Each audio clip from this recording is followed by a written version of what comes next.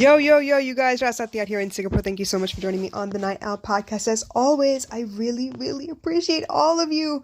It's blowing my mind a little bit that there are so many people in Russia and in Spain and in Africa and, of course, the US and Canada. Thank you so much for sitting around and listening to me. I'm hoping that the content is helping you. I love hearing from you guys. I love getting comments and questions. So I really appreciate all of your interactions, all of the engagement. It means the world to me. So today I wanted to talk to you about another post that came across my feed. And of course, if you haven't noticed and if you're not already following me on Instagram, I post a lot in my stories. You guys probably get irritated by the amount of things I have up there, but I do it because I do want to stay in your minds. I do want to stay on your feed, and I want to be able to help share as many interesting comments, concepts, breaking, psychological barrier kind of information as possible, because I think it's important that the more we share, the more information we have, the better, more informed we can be, right? The better choices we can make. We can actually discover new paths for ourselves. So this is why I do this. And one of those quotes happened to be from an account that I've been following for a while now, Motivation Mafia.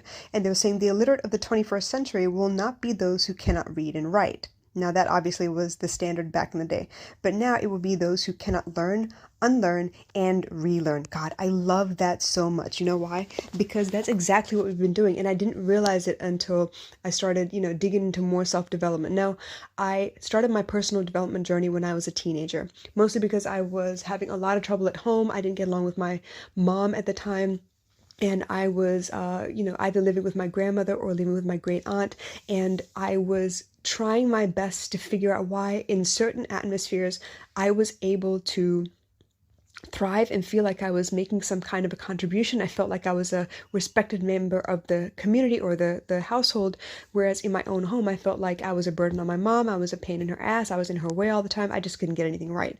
So part of it was her expectation of me. Part of it was the way we interacted with each other, and we tended to take offense. It was very egotistic, the way we argued with each other, and we missed the point entirely of what was actually happening. We used to fight each other on the words we used instead. So I've seen that happen since then, right? But I had a lot of people who would take the time to send me encouragement or take me out of the situation so that I had a breather. I had some room to kind of catch my breath and really focus on my studies a little bit, because we were fighting that much. It was bad, y'all. But that's where my personal development journey started, because I was introduced to Dale Carnegie and a lot of the concepts that he uses to teach things like, how not to worry about the little things, stop stressing about the little things and actually really live your life, how to win friends and influence people, how to really gain your confidence, those kinds of things. Because you guys, I was, terribly shy. My knees would knock together, or I would lock my knees and I would start to pass out. I don't know how I got through Mr. Curran's drama class in high school, but yeah, I had a really tough time. So I was trying to figure out how to become a better version of myself, and this personal development journey started way back then. At the time, I don't even know if I knew who Tony Robbins was, but now it's more Tony Robbins than Dale Carnegie, and it's more Masked and Kip even then, and then Brene Brown, and so many wonderful people out there who have a different take on life and are doing it for themselves their way. Now, if I started back with, who I was when I was 5, then who I was when I was in London, who I was when I was in Australia, who I was when I was in Indonesia, and then finally the States, who I was in high school, who I was in college, who I was when I got married, all of those people are different people. And sad to say, none of them exist anymore.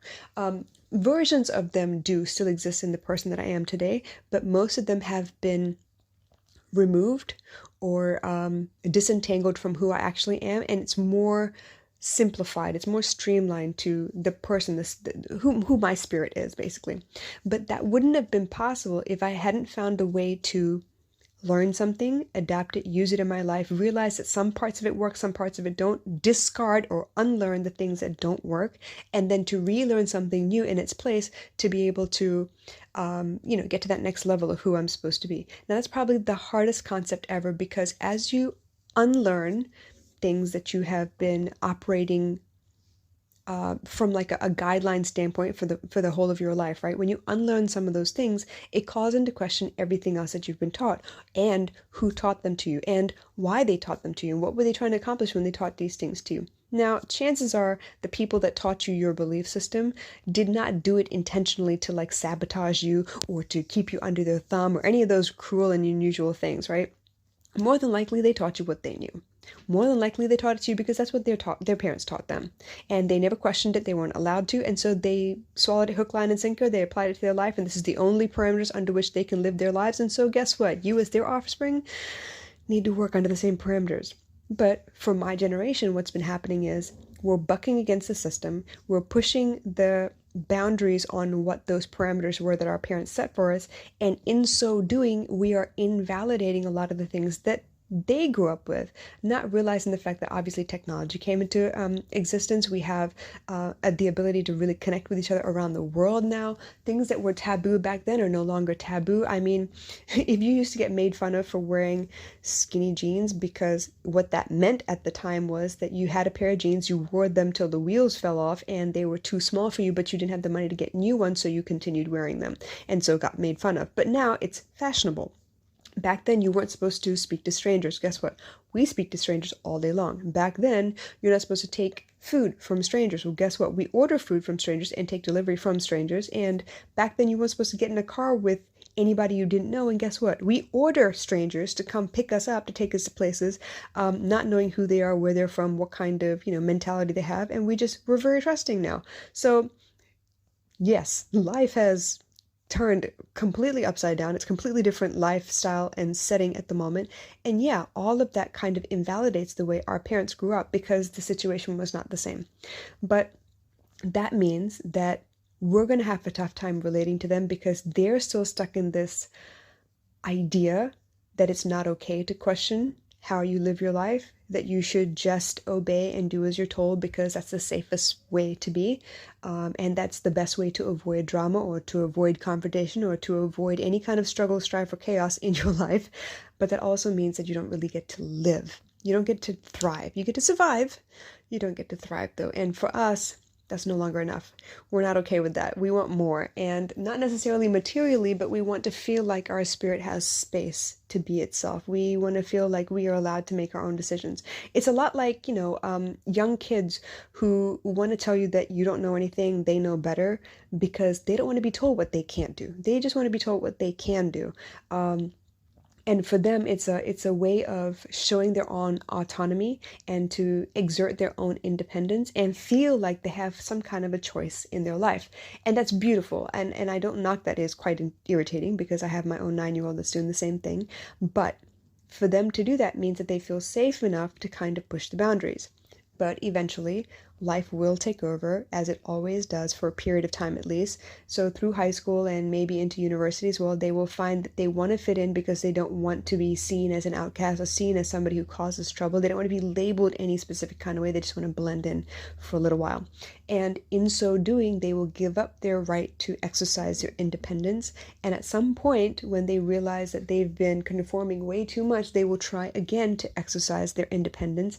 And at that point, they need to learn how to effectively do so without causing more drama, chaos, strife in their lives.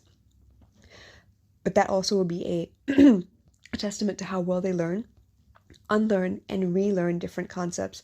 Now, at that point, they get to kind of search for themselves. They get to research around. They get to ask different questions and stories. They get to interact with different cultures, communities, different families, and their own personal cultures, the household cultures, whatever, and realize that there's no one way to do anything. There's probably 5,000 different ways. There's like so many ways to skin a cat, right? But what works for you? What's easiest for you? So maybe the way you cook is different from the way another person's family cooks. And maybe the way you sit down and have dinner is different from another family's way of sitting down to dinner. For me in my house, at the moment, it's evolved. It used to be you sit around a table and have dinner, but right now the way my living room is situated, we tend to sit around on the couch in front of a TV. We try to find something that all of us can watch and enjoy, and we eat dinner together. We try really hard not to play with our phones, but it happens because my entire life is on my phone, especially the business. And for the most part, we try to spend time together, discuss one topic together, and that's where the community TV show, whatever, really helps with that. But even then, at some point, something's going to change. Maybe we'll have people come to stay with us, or we won't have that many people in the house anymore. Maybe we are so busy that we don't get to sit in the house that often. We're in different places at different times. And so we will have no choice but to evolve, which means we need to learn again what a new normal would look like and unlearn some of the things we used to do that maybe aren't so helpful anymore because maybe we're too old to be doing those things or it doesn't suit our lifestyle anymore, and to relearn new habits and to find ways of being more dedicated and more disciplined for whatever it is that our goal happens to be now. Maybe it was the PSLE, now it's like university exams, and then it's going to be how to, work towards your promotion at work or build a business of your own, like whatever the case may be. I truly agree. If you don't have the capacity to learn and then to unlearn and then to relearn without it becoming this big to-do where, oh my gosh, I'm judging myself because I had to relearn something. Instead, if you can do it with grace, it would be a smoother transition, a smoother evolution process for you. And I think that learning and unlearning and relearning are critical skills in this day and age. So let me know what you think. I want to hear it in the comments. In the meantime, you guys, I want you to start thinking about how many things you have learned and how many of those things you've had to unlearn, or aspects of which you've had to unlearn, and things you've replaced them with that you had to relearn. So it's been happening whether you realize it or not. I'm kind of giving it a name and form now and explaining my viewpoint on it, and I would love to hear what you think. So please do write to me, and I will catch you again on the next episode. Bye.